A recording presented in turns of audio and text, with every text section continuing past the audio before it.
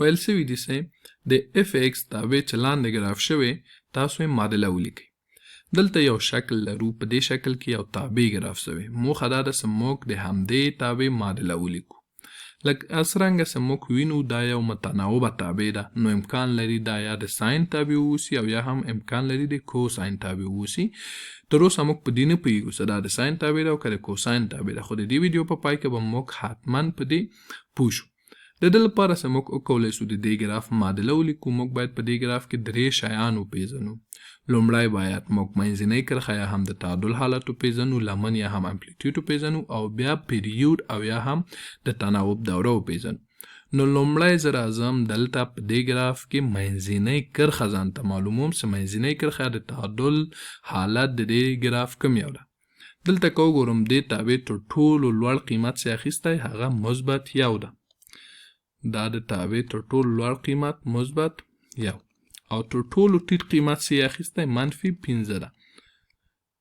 نو که زه غواړم چې د دې ګراف منځنۍ کرښه او یا هم د تعادل حالت معلوم کړم، زه باید د دې دواړو حسابي اوسط ونیسم. یو -15 کېږي -4، -4 چې بیا په 2 وویشل سي کېږي -2.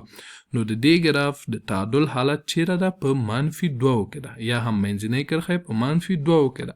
نو دلته لیکم چې وای مساوي -2.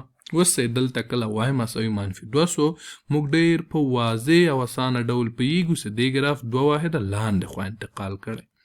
نو منځنۍ کرښه په -2 کې سوه، یعنې چې دلته. اوس غواړم چې امپلیټیوډ یا هم لمن یې وپېژنم. زه باید د تعادل حالت نه هم منځنۍ کرښه نه انحراف پیدا کړم چې پاس خوا څومره واټن لري او لاندې خوا څومره واټن لري. یعنې زه باید په دغه واټن پوه شم چې دا واټن څومره ده. دا واټن 3 واحده ده، چې دا واټن باید له دې واټن سره حتما مساوي وي، ځکه لمن همداسې یو قانون یا اصول لري که مساوي نه وي دا بیا لمن یا امپلیټیوډ نه کېږي. نو دا څومره سو؟ دا 3 سو.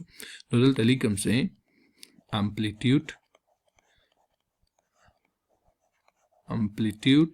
مساوي سو له 100 سره له 3 سره.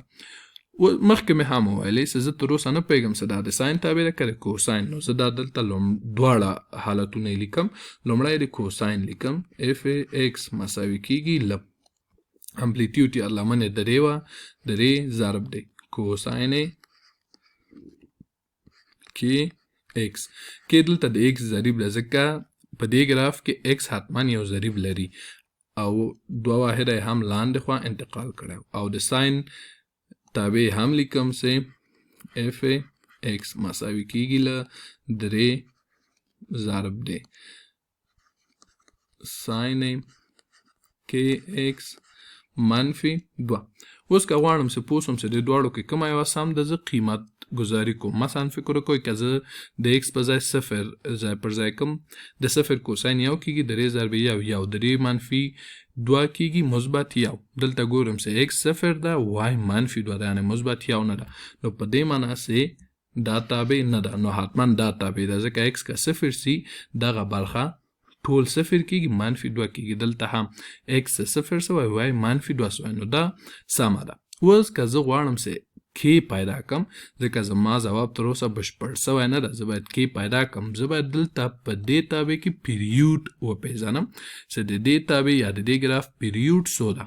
که زه غواړم چې د دې ګراف په پیریود پوه شم، زه باید دا پیدا کړم چې د دې ګراف یو مکمله دوره چیرې بشپړېږي. مثلا زه که دا ټکی په نظر کې ونیسم، دا ګراف همداسې ځي، دلته مایل -1 دلته همداسې -1 بیا دلته بیرته مایل -1. نو دلته یو دوره بشپړېږي، نو دا واټن 8 ده. په دې معنا چې پیریود یې 8 ده. نو دا داسې لیکلی شم چې د ساین ایکس پیریود څه ده؟ 2 پای ده، او د ساین کې ایکس په دې معنا چې یعنې د ساین ایکس د تابع پیریود د کې په ضریب 0 بشپړېږي. نو دا داسې لیکلی شو چې 2 پای پر کې. اوس دا داسې لیکلی شم چې 2 پای پر کې 2 پای پر کې مساوي کېږي د دې ګراف د پیریود سره چې څو وه؟ بالکل 8 وه. اوس دواړو خوا د مساواتو که معکوس کم، کای پر 2 پای مساوي کېږي له 1 پر اتو سره. اوس دواړو خوا د مساوات سره باید 2 پای ضرب کم تر څو کې لاسته راسي. دی خوا هم ضرب دی 2 پای. دا 2 پای له 2 پای سره خلاصیږي. دلته 4 2 8 1 2 2. نو کې مو پیدا کړه چې کې سو پای پر 4. نو زموږ دا پوښتنه هم ځواب سوه. دلته کې مو پیدا کړه چې کې سو پای پر 4. نو موږ د دې ګراف معادله پیدا کړه چې مساوي سو له اف ایکس مساوي کېدل د دې ساین پای پر 4 ایکس منفي 2 سره.